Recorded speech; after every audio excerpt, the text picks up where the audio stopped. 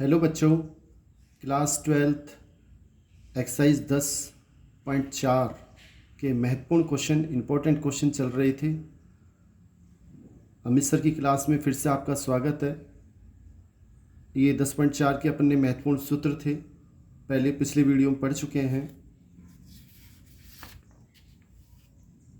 ये अपने important question 1 से लेकर 7 तक थे, जिनमें से पिछले वीडियो में हमने 6 तक कर लिए हैं। आज हम क्वेश्चन नंबर 7 को हल करेंगे।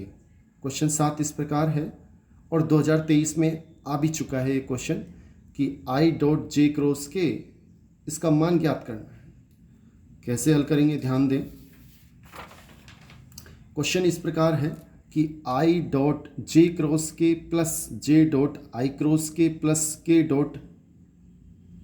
Cross J। बच्चों, इसके बारे में महत्वपूर्ण जब हमने सूत्र पढ़े थे, प्रश्नावली चालू की थी, तब हमने पढ़ लिया था। फिर से देख लें। एक्स अक्ष की दिशा में I लिखना है, वाई अक्ष की दिशा में J लिखना है, जेड अक्ष की दिशा में K लिखना है। फिर हमने पहले भी चर्चा की थी कि घड़ी की एंटी क्लॉकवाइज में प्लस आएगा और क्लॉकवाइज घड़ी की दिशा में माइनस आएगा। सोल्व करते हैं। पहले I लिखा, डॉट J क्रॉस K, ये J है, ये K है। ये घड़ी की विपरीत दिशा है, एंटी क्लॉकवाइज है, क्योंकि घड़ी ऐसे घूमती है। और J cross K means J के यहाँ आना पड़ेगा। ये J है, ये K है, ऐसे। ये घड़ी की विपरीत दिशा होगी, एंटी क्लॉकवाइज, तो प्लस आएगा। और तीसरा जो बचा है I आ गया प्लस का, प्लस J। अब I क्रॉस K, ये I है, ये K है, ये घड़ी की दिशा है। घड़ी की दिशा है तो माइनस आएगा, जो बच गया J, plus K dot I cross J। ये I है, ये J है, ये घड़ी की विपरीत दिशा है, एंटी क्लॉकवाइज है, प्लस का आएगा। तीसरा जो बचा K आएगा। I dot I minus J dot J plus K dot K। पहले हम पढ़ चुके हैं। I dot I, J dot J और K डॉट K, इन तीनों का मान 1 होता है। इसका मान 1 हो गया, माइनस इसका मान 1 हो गया, प्लस इसका मान 1 हो गया। 1 माइनस 1 कट गए, 1, ये अपना आंसर आ गया। अच्छा क्वेश्चन है, इसके ऊपर कैसे भी क्वेश्चन बन के आ सकता है, ध्यान दें आप बच्चों। नेक्स्ट, ये अपनी प्रश्नावली 10.4 खत्म हो गई। अंत में विविध के 1-2 प्रश्न जो मोस्ट हैं, आप उनको भी देख लें। पहला प्रश्न, मोस्ट प्रश्न है, x का वह मान जिसके लिए ये राशि एक मात्रक सदिश है। मात्रक सदिश के बारे में हम शुरू से पढ़ते आ रहे हैं। वह सदिश जिसका मापांक 1 होता है मात्रक सदिश कहलाता है। ये हमें दिया है, ये मात्रक सदिश है, इसका मतलब इसका मापांक का मान 1 के बराबर है। x को मैंने इससे मल्टीप्लाई कर लिया, गुणा कर लिया, xi, xj, xk। अब इसका मापांक कैसे निकालेंगे? अंडर रूट x के साथ क्या है, I के साथ क्या है, x, उसका वर्ग x स्क्वायर, j के साथ x स्क्वायर, k के साथ x, उसका वर्ग x स्क्वायर बराबर 1। दोनों वर्ग किया, जैसे ये अंडर रूट हट गया, x square, x square, x square, 3x square, 1 का वर्ग 1। दोनों और जब वर्गमूल करेंगे तो x स्क्वायर बराबर 1/3।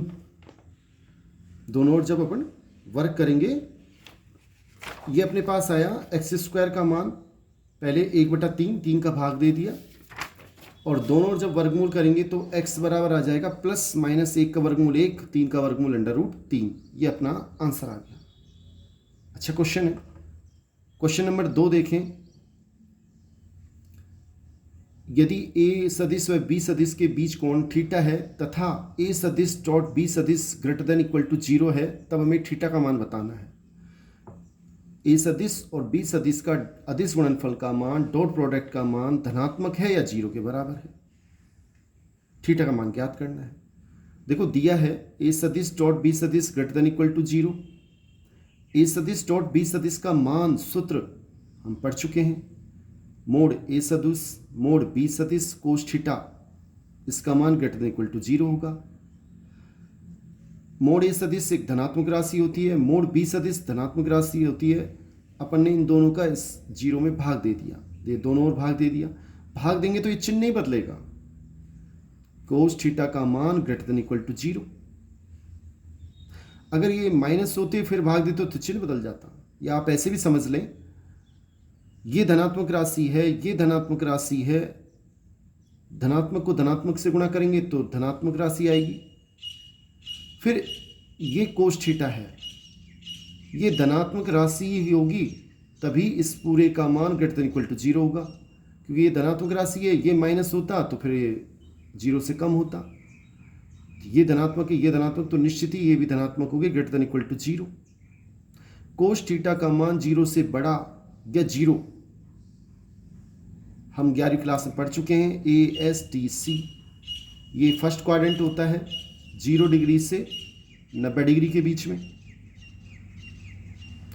ये 90 से 180। इसमें कोस माइनस का होता है, नेगेटिव होता है। कोस पहले क्वाड्रेंट में 0 से 90 के बीच में धनात्मक होता है, तो थीटा का मान क्या होगा, greater than equal to 0 less than equal to 90। इसका आंसर सही कौन सा हुआ, बी। नेक्स्ट क्वेश्चन देखें, यदि ए सदिश डॉट बी सदिश का मापांक ए क्रॉस बी सदिश का मापांक, तो थीटा का मान ज्ञात कीजिए। ये हमें दे रखा है, इसका सूत्र हम पढ़ चुके हैं, मोड ए सदिश मोड बी सदिश कोस थीटा। इसका सूत्र हमने पढ़ लिया है, मोड ए सदिश मोड बी सदिश साइन थीटा। मोड ए सदिश मोड बी सदिश आपस में कट गए, इस तरह से दोनों, या फिर ऐसे भी समझें इन दोनों का भाग लगा दिया तो भी कट गए, तो कोस थीटा बराबर साइन थीटा। सारणी में देखें तो कोस थीटा और साइन थीटा का मान बराबर तब होगा जब थीटा का मान π/4 हो, 45 हो, तब दोनों का मान बराबर हो जाएगा 1/√2। तो इसमें भी बी आंसर हुआ। ठीक है, ये अपने महत्वपूर्ण क्वेश्चन हो गए और साथ ही इसके साथ अपनी 10वीं प्रश्नावली खत्म हो गई। नेक्स्ट वीडियो में हम एक्सरसाइज 11 करेंगे, स्टार्ट करेंगे नई प्रश्नावली। बहुत ही महत्वपूर्ण प्रश्नावली है, उसके बारे में महत्वपूर्ण जानकारी मैं दूंगा, क्योंकि सबसे कम समय में और सबसे ज़्यादा नंबर की प्रश्नावली पूरी किताब में अगर देखें तो 11वीं प्रश्नावली है, जो मात्र 2 से 3 दिन में हो जाती है। मुश्किल से 10 से 12 क्वेश्चन अपन को करने होते हैं और सबसे ज़्यादा नंबर 9 नंबर की प्रश्नावली है। नेक्स्ट वीडियो को आप जरूर ध्यान से देखें, चैनल को सब्सक्राइब कर लें जिससे आपके पास वीडियो तुरंत पहुंच सके। बहुत बहुत धन्यवाद।